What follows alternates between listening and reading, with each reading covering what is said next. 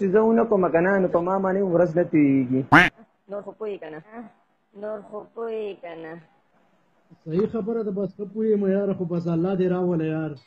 ملګرو دونه خو بې غیرته دی که نه چې په میډیو کال ورته چا تلیفون کړی وه نو دو ته کمیس او پرتوګ چې دواړه ویستلي دا ډیبرۍ ته ښکاره کړې وه. زه د داسې شیانو خلاف راوتی یم.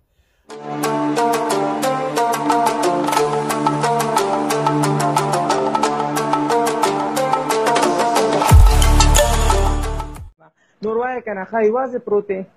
په خدای یقین وکړه که نه یوازې پروت یم. ښه زه درشم. او که نه راشه که نه ځان سره د تیلو بوتلګۍ راوړه او دویم کس ځان سره راوله ولې چې بیا ته په تو کې تکلیف نه وي. انشاءالله شیخ غر کو پاک نشي.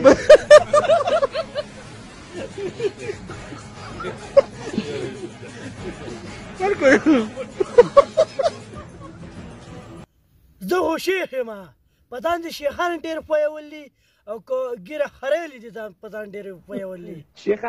شیخان خو زما هسې خوښ شي. او شیخان خو مزې وکړې موږ په وچه پراته ورې موږ داړو څوک سم شیخان ښه دي که نه مړه شیخان جماعت چې دي ستاسو غونې کې خواږه خلکو سره لګي که نه. نور خو پوهېږي که نه صحیح خبره ده، بس ښه پوهېږم یاره، خو بس الله دې راوله یار.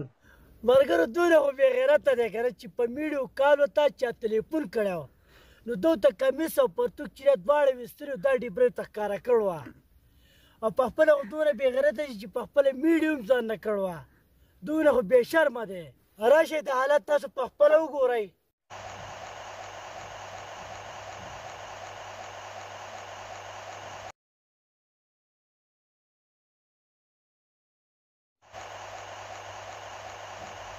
نو ملګرو نور هېڅ هم چل نشته. دې مسافرو ته یې چل جوړ کړلی پیسې وهنه داتې کوي.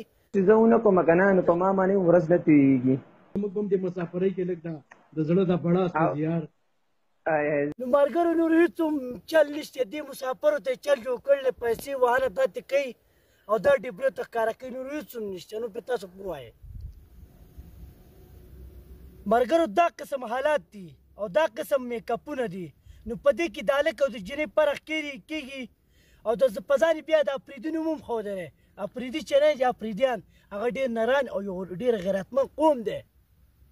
زه دا اریان یم چې د دوی په کور کې مشران نشته چې دوی پوه کړي د دې جناګانو د دې کارونو نه چې دی که نه قلر کړي او په دې ډیبریو چې دی له سر کېږي او په نه کې چې دا نه ښیي دی خلکو ته. زه دا اریان یم. په دې کې دا بعضې خلک وایي چې لکه ته کنځل کوې نو زه د غلطو خلاف راوتی یم چې دله ته دله ونه وی نو هغه خو بیا په خپله دلی. زه د داسې شیانو خلاف راوتی یم.